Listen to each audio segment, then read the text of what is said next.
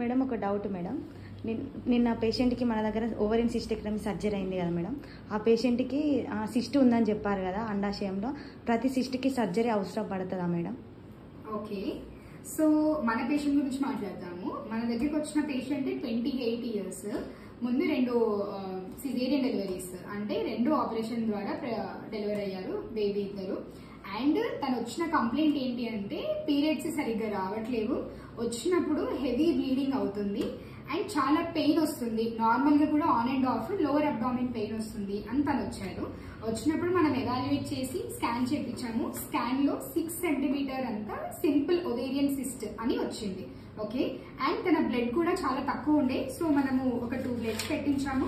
2 bloods పెట్టించిన తర్వాత laparoscopic cyst removal చేశాం.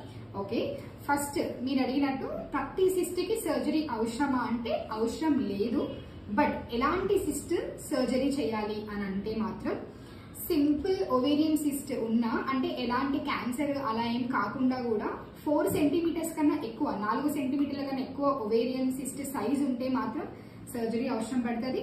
అండ్ ఏదన్నా క్యాన్సర్ లాగానో లేకపోతే డౌట్ ఉంది, మనకి సస్పీషియస్ ఉంది అనుకున్నప్పుడు కూడా can go for surgery.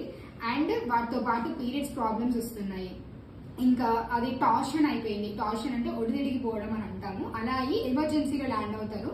So ఇలాంటి కొన్ని కేసెస్ లో ఓవేరియన్ సిస్ట్ ఉన్న సర్జరీ అవసరం పడవచ్చు, సింపుల్ సిస్ట్ ఉన్న.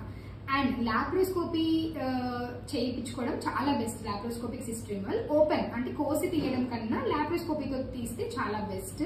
ఎందుకనంటే తొందరగా కోలుకుంటారు అండ్ నెక్స్ట్ డేనే పేషెంట్ ని డిశ్చార్జ్ చేసుకోవచ్చు. దాంతో పాటు మీరు రోజువారీ పనులు కూడా చేసుకుంటారు కదా, అవి కూడా తొందరగా రెజ్యూమ్ చేసుకోవచ్చు. అంటే లైక్ ఆపరేషన్ ఏదో అయిపోయింది 6 నెలలు రెస్ట్ తీసుకోవాలి అన్నట్టు ఉండదు. లాప్రోస్కోపీతో చాలా బెనిఫిట్స్ ఉంటాయి, అది నేను క్యాప్షన్ లో మెన్షన్ చేశాను, చదవండి. Okay, thank you.